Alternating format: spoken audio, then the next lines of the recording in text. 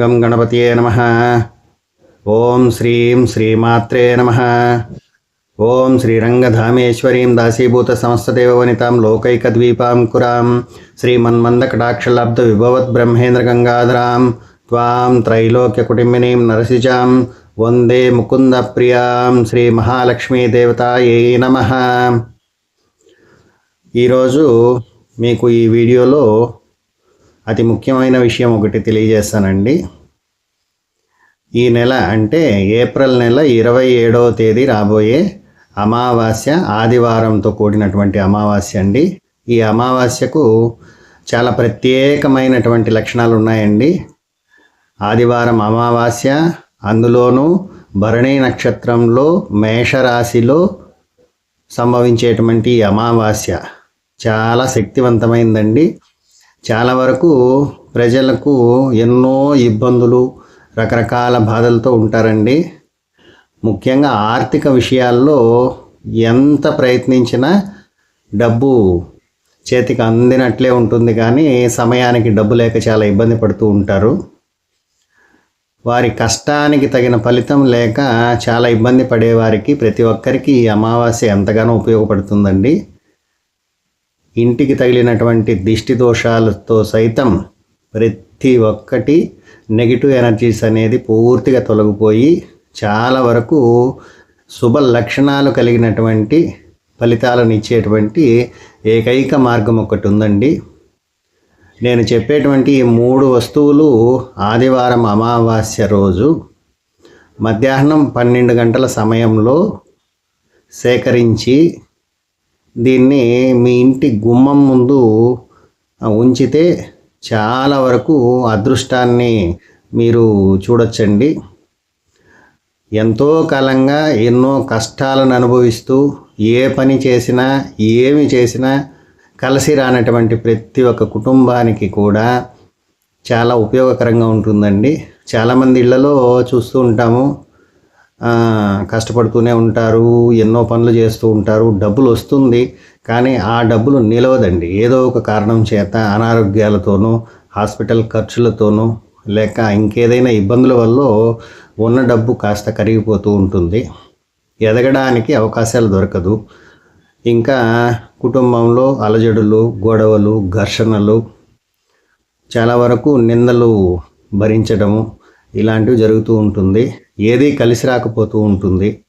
చాలా విషయాలకు ఇది ఒక మంచి పరిష్కారం అండి, చక్కని పరిష్కారము.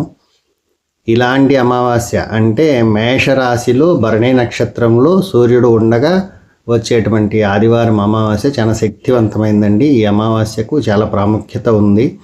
కాబట్టి ఈ అమావాస్య రోజు ప్రతి ఒక్కరూ కూడా దీన్ని ఆచరించి అదృష్టవంతులైపోండి.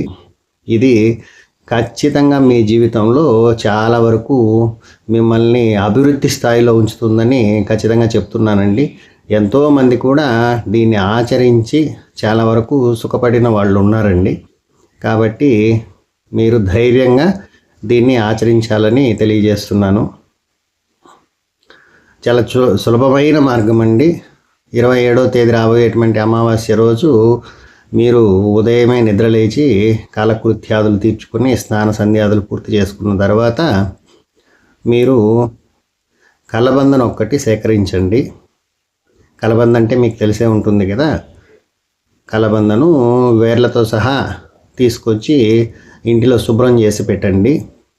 అదే రోజు ఉదయమే తెల్ల జిల్లేడు చెట్టు వేరు అంటే ఆ జిల్లేడు చెట్టు దగ్గర శుభ్రపరిచి ఆ జిల్లేడు చెట్టుకు పసుపు, కుంకుమ వగైరాలు ఉంచి కర్పూరము ఇంకా కొబ్బరికాయ వంటివి సమర్పించిన తర్వాత చెట్టుకు నమస్కారం చేసి 3 ప్రదక్షిణలు చేసిన తర్వాత తూర్పు వైపు వెళ్ళినటువంటి వేరును సేకరించండి. ఆ వేరును తీసేటప్పుడు వీలైనంత వరకు మీ చిటికన వేలు ఆ వేరుకు తగలకుండా జాగ్రత్త పడి తీయండి. ఒకవేళ తెల్ల జిల్లేడు చెట్టు అందుబాటులో లేకపోతే మేడి చెట్టు, అదేనండి అత్తి చెట్టు అంటారు కదా, ఆ చెట్టునైనా సరే ఇదే విధంగా పూజ చేసి నమస్కరించి ఆ చెట్టుకు 3 ప్రదక్షిణలు చేసిన తర్వాత ఆ మేడి చెట్టు యొక్క వేరును తూర్పు వైపు వెళ్ళుండేటువంటి వేరును యథాప్రకారంగా సేకరించి, ఏ వేరుకైనా సరేనండి మీ చిటికెన వేలు తగలకుండా జాగ్రత్త పడండి. ఆ వేరును తీసుకురండి. దాన్ని ఇంట్లో ఉంచి శుభ్రపరిచి పెట్టుకోండి. తర్వాత ఇంకొక వస్తువు అండి, చాలా సులభంగా మీరు పొలాల్లో అట్లా వెతికితే దొరుకుతుంది. 9 గణపులు కానీ 11 గణపులు కానీ కలిగినటువంటి గరిక తీగ. ఆ తీగను ఒక్కటి సేకరించండి. ఈ 3 పదార్థాలను శుభ్రం చేసి పెట్టుకుని ఒక ఎర్ర దారం ఒకటి తెచ్చుకోండి, ఎరుపు రంగు దారము తీసుకొచ్చి ఈ మూడింటిని అంటే కలబందను తల్లకిందులుగా ఉంచి దాని వేర్ల వైపు పైకి ఆకాశం వైపు ఉండే విధంగా పట్టుకొని ఆ వేర్ల దగ్గర ఈ గరిక తీగ, అదేవిధంగా తెల్ల జిల్లేడు వేరు కానీ మేడి చెట్టు వేరును కానీ ఉంచి మూడింటిని కలుపుతూ ఎర్రదారంతో కట్టండి. కట్టిన తర్వాత దీనికి పసుపు కుంకుమతో అలంకరించండి. అలంకరించిన తర్వాత మీ ఇంటి లోపల ప్రతి రూమ్లోనూ ధూపాన్ని వేస్తూ అంటే సాంబ్రాణి పొగ వేస్తూ ఈ వేర్లను కలబందను మొత్తం కలిపి తీసుకుని ప్రతి రూములోనూ చుట్టండి. చుట్టిన తర్వాత బయట వచ్చిన తర్వాత దీన్ని తల్లకిందులుగా మీ గుమ్మం వైపు వేలగట్టండి. ఇది చాలా శక్తివంతంగా పనిచేస్తుంది. దరిద్రాన్ని మీ దగ్గరకు రాకుండా చేస్తుందండి. చెడును అనుభవించడం కన్నా చెడు రాకుండా కాపాడితే చాలా చక్కని మార్గం అండి. మీరు చేసే ప్రతి పనిలోనూ విజయము, ఇంకా డబ్బులు నిలవటము, చాలా వరకు దరిద్రం మీ దరిదాపుల్లో కూడా ఉండదండి. చాలా విషయాల్లో అదృష్టాన్నే మీరు చవి చూస్తారు. చాలా చక్కటి పరిష్కారం అండి ఇది. ఈ కలబంద చాలా వరకు ఇళ్లలో ఉంచుకుంటూ ఉంటారు, కానీ ఆదివారం అమావాస్య రోజు సేకరించినటువంటి కలబందకు ప్రత్యేకమైన శక్తులు ఉంటాయండి. కాబట్టి ఈ 3 పదార్థాలు ఉన్న ఏ ఇంటికి కూడా దరిద్రం అనేది దగ్గరకు కూడా రాదండి.